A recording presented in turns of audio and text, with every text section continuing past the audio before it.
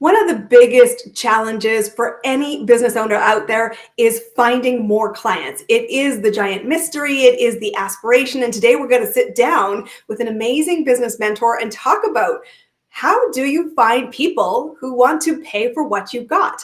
Please give a very warm welcome to our guest today, my very good friend, Katrina Sawa. Super excited to have you here. She's from Jumpstart Your Biz Now, and a huge influence in my personal journey and in my personal life. She's someone who I've worked with over the last 18 months. Welcome to our show. I'm excited to have you here. Thank you, Christine. I'm excited too. So let's jump right into the big, giant question.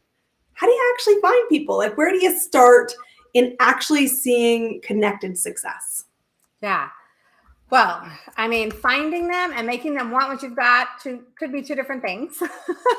And then obviously convincing them to buy the thing is another thing. But finding them is in your marketing, and then making them want what you've got is in your sales presentation.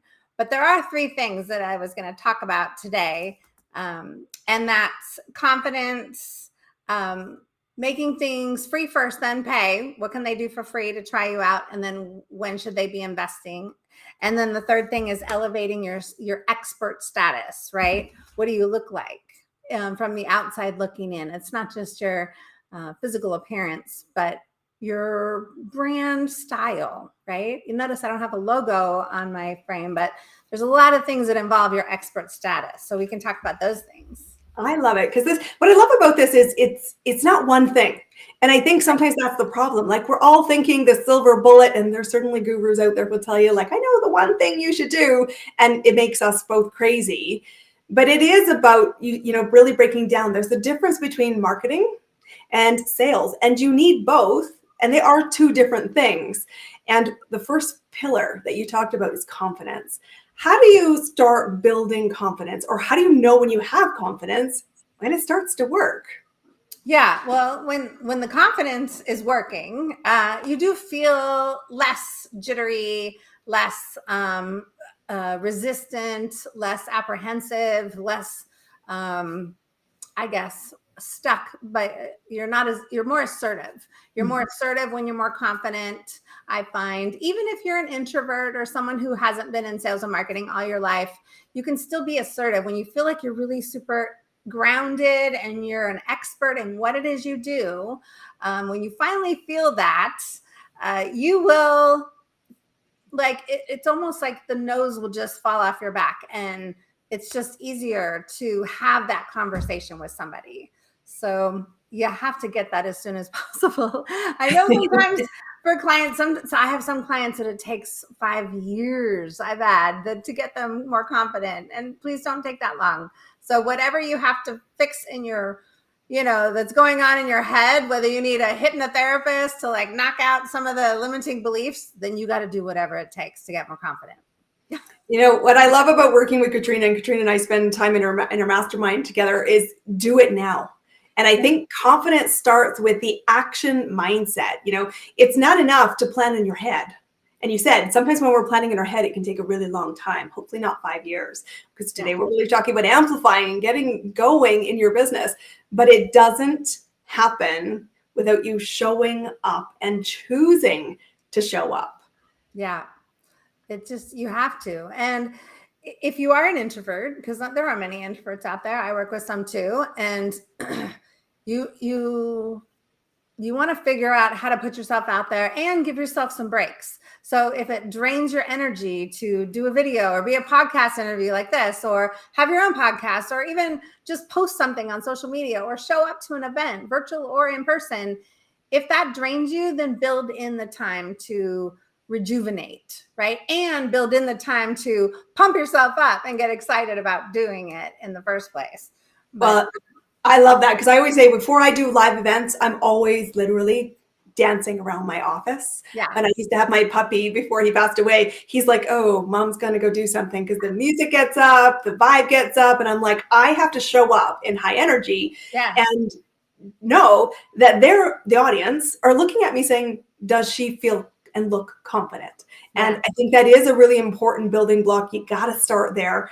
And then how do you actually work people? Like, you're talking about free and then paying. Talk to us a little bit about the strategy of nurturing that audience so that they not just love you, want to pay you, because that's the key difference, right? Yeah, it's a lot of people talk about funnels and downloads and lead magnets and free giveaways and all that kind of stuff. And you do need multiple free gifts. I mean, I think you want to have a few different things and in different formats for the different learning styles. So some people will want to watch you on a video or a webinar. Some people might want to read something that you have, like a checklist or a guide or an ebook or something. And some people might want to experience you in a one-on-one conversation, like a discovery call or strategy session. Not everybody's going to want the same thing. So have all those different options for people, please. And as far as like doing free calls, and we call them, webinars or master classes, that's one of the number one ways you can do that, is do that every month, at least once a month. And you can invite anybody that you meet then, oh, come to my free call. I'm going to be teaching blah, blah, blah, right? I'm going to be teaching about the thing that I sell, and you can learn more, and I'm going to give you some tips. And then you give them a bunch of stuff, and they see how confident you are in your content, in your ability to teach or share or whatnot. But you have to remember the call to action. You have to remember to be assertive at the end of those. So whether it's a live webinar or you've done a talk and you have the recording, all of that is good. It's all free first stuff.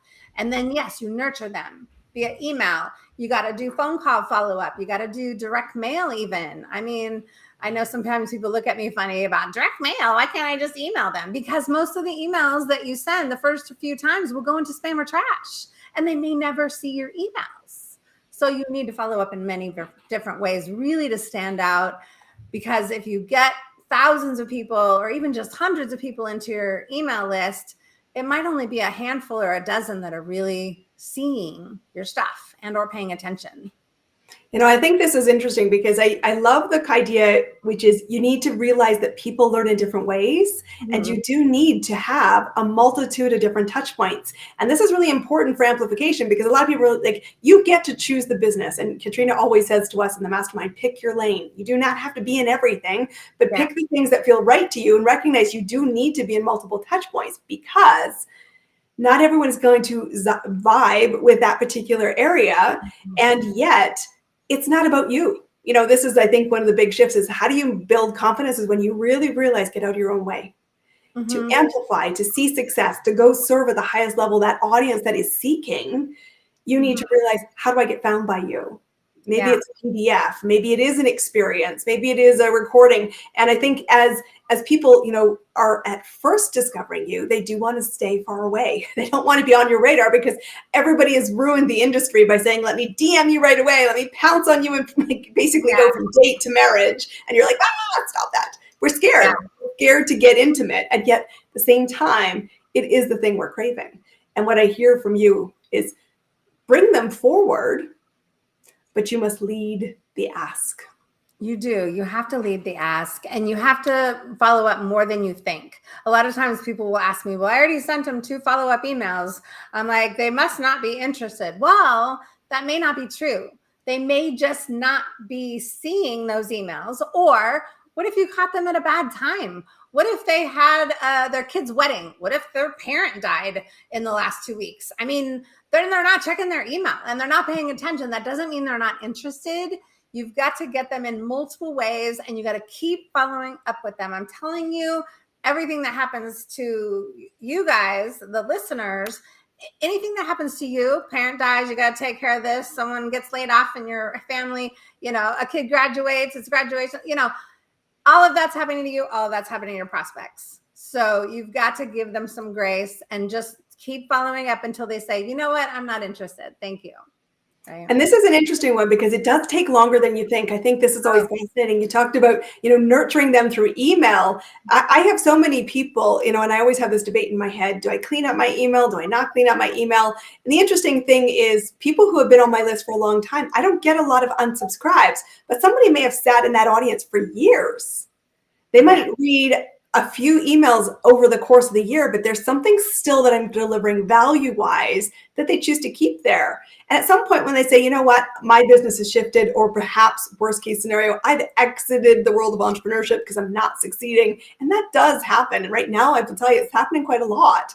But that's when they unsubscribe. With respect, they just said, you know what, I'm not in this anymore. It's not relevant. Otherwise, they sit in the background and still going, this is value, but make sure you deliver value. And I think when you decide to start to say, let's step in a bigger way, you have to put the paying part of the conversation onto the table, which is, don't just let people pick your brain forever. I do this. I'm a bit guilty of this, and Katrina knows that. So I'll just own that here. This is my service. Would you like help? And this is what it looks like. Yeah. Well, and that's what a lot of people do. I did it too. I mean, I can't help to do it sometimes. Even 21 years into my business, I still will get on the phone and it's like, oh my God, sweetie, let me just help you. Let me tell you what you need to change on your website. Like, you just need to fix this because nobody's kind of coming to the thing, So yeah, I can't help it. But sometimes that generosity works to also make them raise their hand and want what I've got, because I'm willing to go that extra step. You just can't lay everything out there. Let me just tell you the 42 things you need to change right now, just so you can go and do them yourself. And oh, by the way, it's a recording. Bye-bye. And then like, don't do that. Give them a tease, right? Give them a tease of what you're capable of creating for them, or helping them through whatever it is that you do. And then look, we can keep working on this, or we can, help you through all of these things that you want to work on. It just takes a little time, right? If you're willing to commit for 6 months, or maybe even just 3 to get started, let's go, right? And you just have to have different options. I like to say the this or that close, right? When you're in a sales conversation, is don't just say, would you like to buy my thing? Because then there's a yes or no answer. You say, you want to buy this thing, or do you want to buy that thing? Which one do you think you might be a better fit for? Oh, you want to buy that one? Or you're interested in this one? Okay, let me just tell you more about that then, right? So too many people make that mistake. And you can do a try me out offer, like a lower price thing to get them to pay you today. That's what I call an easy yes offer, something under a couple $100 to try you out. And if they're not going to buy right away the big thing, that's, start high, go low, then at least get them started somewhere and get them. Yeah. And I think what's interesting, because I know we've debated this a lot in my own business, that lower price point thing. But the thing I think is so important is whatever price point you want to serve your client at, deliver the value. And we talk about, giving generously and absolutely leading into, this is what my services are. Would you be a better fit for this or that? That's the 2 alternate strategies. But then when you're saying, regardless of the price point, deliver it. Because if you can deliver good results, which is what your client is paying for, not your time, the chances are you can open the door saying, we can continue. Or the next step looks like this, and start the journey.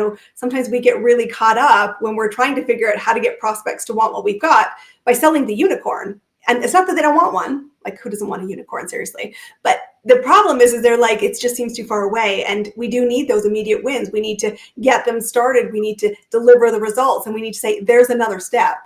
Because I think we were debating, this morning, group programs, it's like, how do we make sure you get the long-term support? Yeah. How do we ensure that you're going to be able to amplify your marketing message for the long term as things continue to change in the marketplace? Because, first you have to build your confidence in a changing landscape.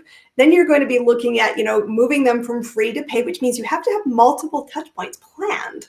Yes. Movement is the key. And then say, I'm the expert you need. Let's talk a little bit about positioning yourself as the expert, building that as a really intentional strategy, because that is going to be the key for people to actually invest with you.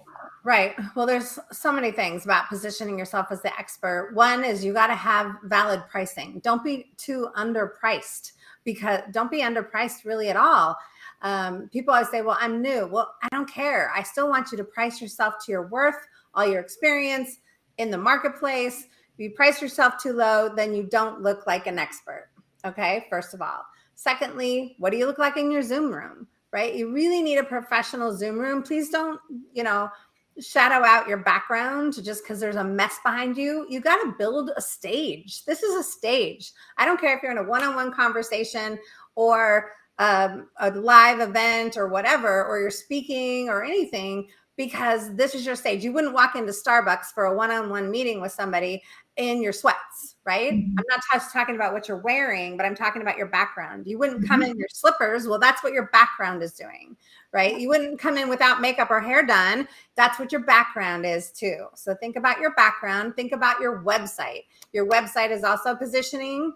What does it look like? Is it 10 years old? Do you not even have one? Is it wonky? Do you not have pictures of yourself that are up to date? Do you not have the right marketing message on top? That's all positioning. Same thing with your social media.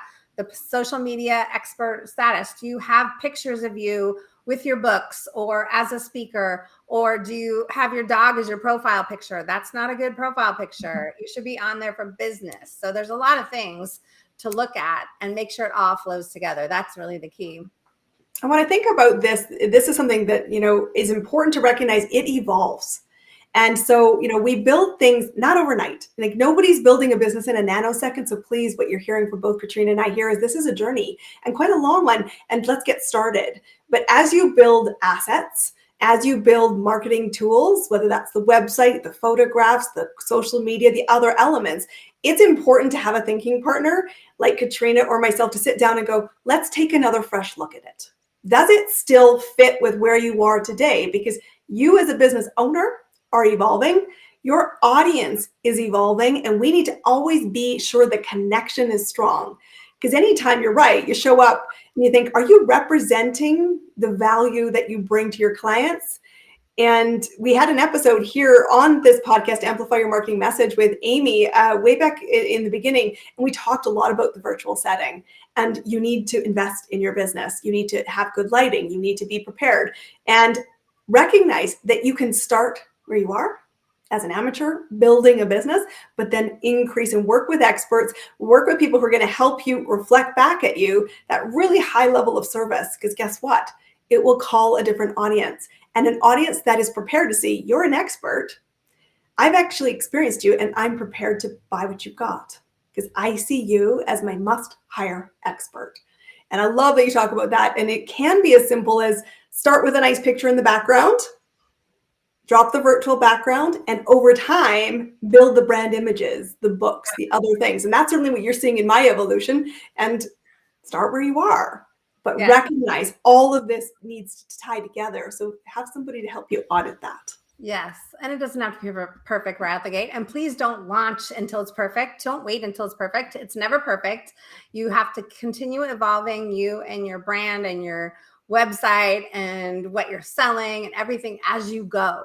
So just go out there with what sounds good today for your free thing, for what you're selling and what your look is going to be or your marketing message, and then just keep being open to evolving it. Like you said, it's so important. Too many people will wait to launch until it's all perfect. Well, it's never perfect.